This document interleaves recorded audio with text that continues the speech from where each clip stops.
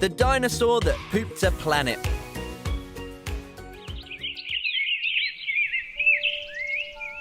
Danny and Dinosaur liked to have fun. Some days they had lots, some days they had none. One day they were bored. They had no games to play. Danny said, Dinosaur, what shall we do today? We could mow the lawn, we could tidy the place, we could do our chores, or we could go to space.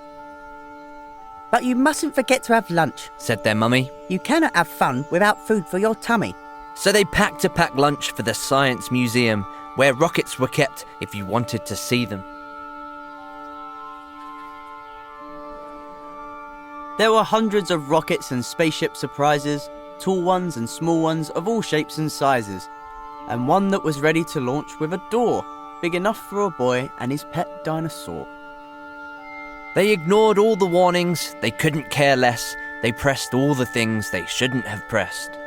T-minus 5, 4, 3, 2, 1, ignition! They started their intergalactic space mission.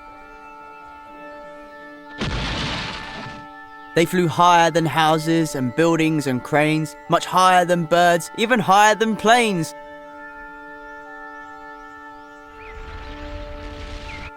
We're in space! Danny yelled as they floated around, but the dinosaur's tum made a rumbling sound. Is it time to have lunch? Danny looked at his watch, then he looked all around for the dino's lunchbox. Danny started to worry, then started to panic. They'd left their packed lunches back home on their planet. So with no food on board, not the smallest of crumbs, a disastrous dinosaur feast had begun.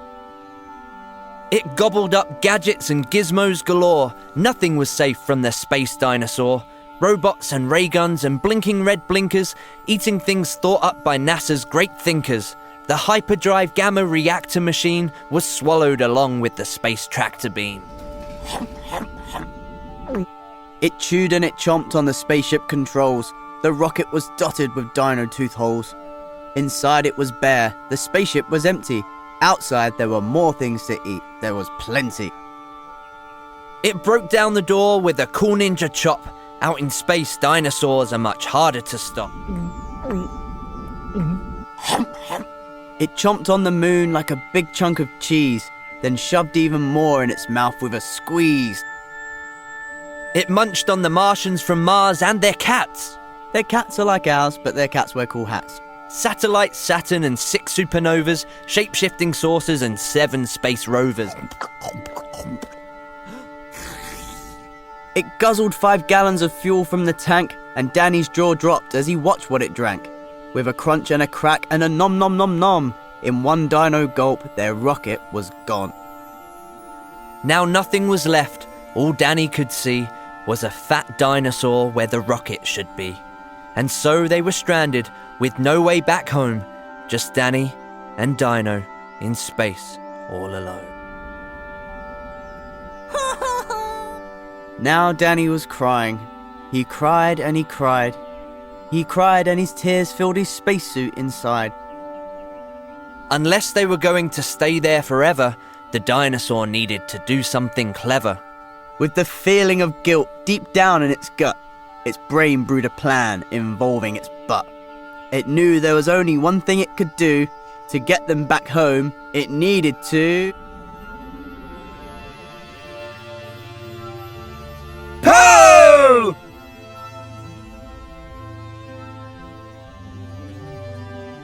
Like a poop-powered rocket, the dinosaur flew. Dan hopped on his back and he watched as it pooed.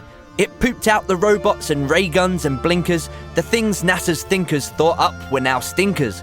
It pooped out the moon, it pooped out the stars. It pooped the space rovers and Martians from Mars.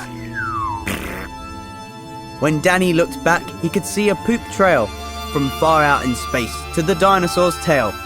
They headed for Earth and they started to orbit. It pooped on the clouds, but the clouds just absorbed it.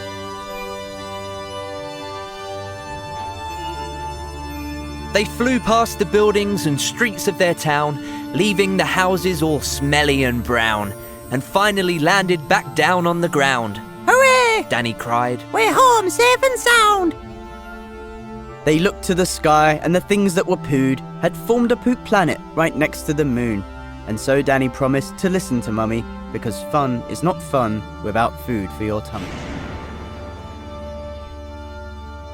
And just when you thought all the pooping was done, a Mars cat plopped out of the dinosaur's bum.